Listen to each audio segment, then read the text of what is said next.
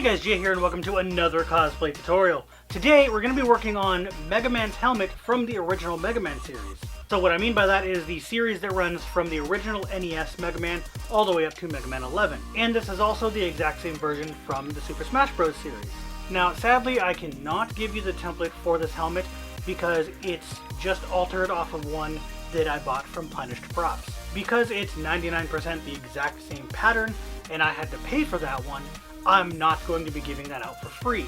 The button that's on my site where you normally would get the template will actually link to their template, so if you want to buy it, I do show you in the tutorial at the very beginning how I altered it to make the shapes that I need for this. But with that out of the way, let's get on with the tutorial. First, let me start by talking about the template, as I can't give you the one I used. This is because I altered one that I bought from Punished Props. The button for the template on my website will link to that pattern, but I'll show you how I altered it. The pattern is in 3 sections, the top center and the upper and lower sides. To alter the lower side piece, I basically extended this corner. The black lines are the old pattern, so the rest is what I added. For the upper side piece, I just added a small amount here to match the top of the last piece where I added a tiny bit of length. This helps the final piece look more rounded and not have angled corners. For the top center piece, I added this large curve, which will make the center go down into that little point that he has.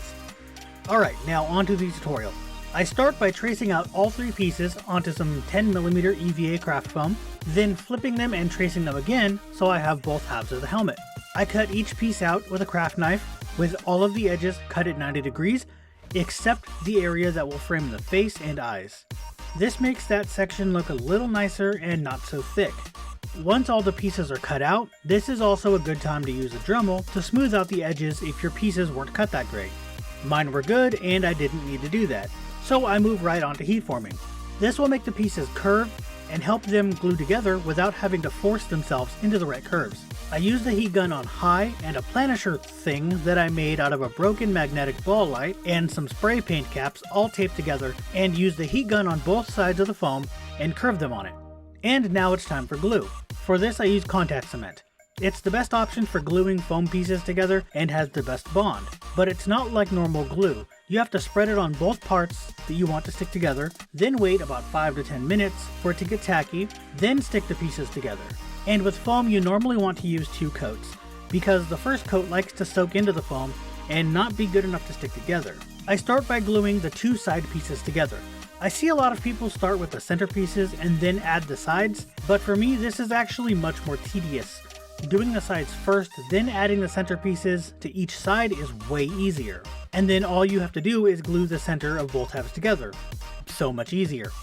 To make the earpieces, or whatever they're called, I used this pattern here. It's a cone pattern that's 5 3/4 inches wide, but with a 2 1/4 inch circle cut out of the center.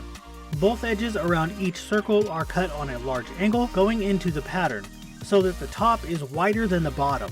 This makes the cone stand upright on the angle of the outer edge, and will look like walls on the inner circle. The 2 short edges are cut on 90 degrees, and then glued together. You may need to Dremel the outer edge to make it a bit larger, just keep test fitting it on the helmet until it sits flat. Then once I got something that worked, I could use 5mm foam and cut a strip that would fit along the wall on the inside to make it look like an actual wall, and super glue it in place. I used the table as a flat surface to make the inner wall strip the same height as the cone.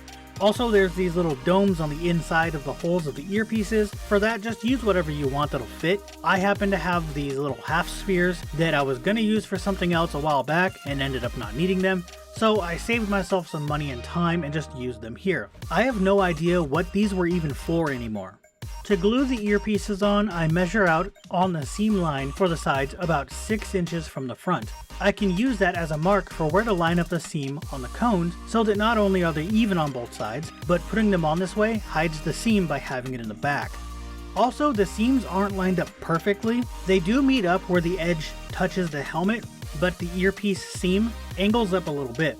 If that seam were parallel to the helmet seam, the earpiece would be too close to the bottom of the helmet. Also, these are glued on with contact cement. For the 2 panels on the top, I just used a straight edge and cut strips out at about 45-degree angles going into the piece on all sides, then flipped them over and they looked right. Then I heat formed them and contact cemented them in place.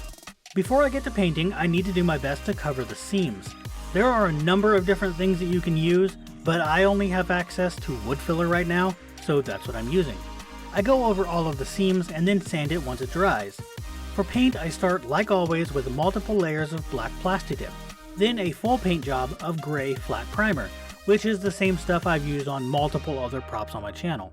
For this helmet, I need to use two different blue paints.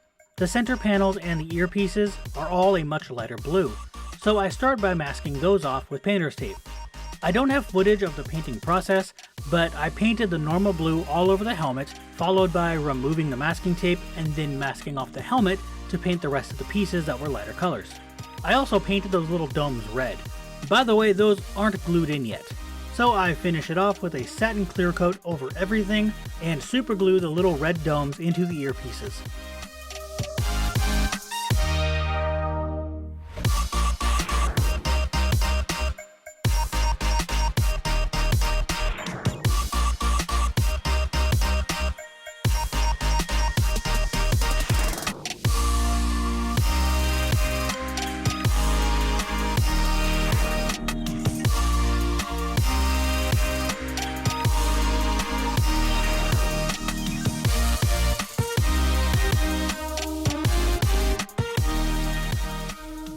Alright, so that was how to make Mega Man's helmet from the original Mega Man series and the Super Smash Bros. Series. What's really cool about this is, unlike the Magneto helmet that I made before this, I don't need to add any foam inside for cushioning because this is pretty form-fitting and that's how you want to make this. So obviously some people are going to have bigger or smaller heads. You might want to work on paper first and then see how it fits, and then alter it to be bigger or smaller depending on your size. If you're smaller, shorter, and just have a smaller head all around, you're definitely going to want a smaller helmet, but you're going to have to figure that part out. I can't really do anything. But anyway, that's going to be it for this tutorial. If you like it, go ahead and hit that thumbs up, subscribe for more, and I'll see you guys later.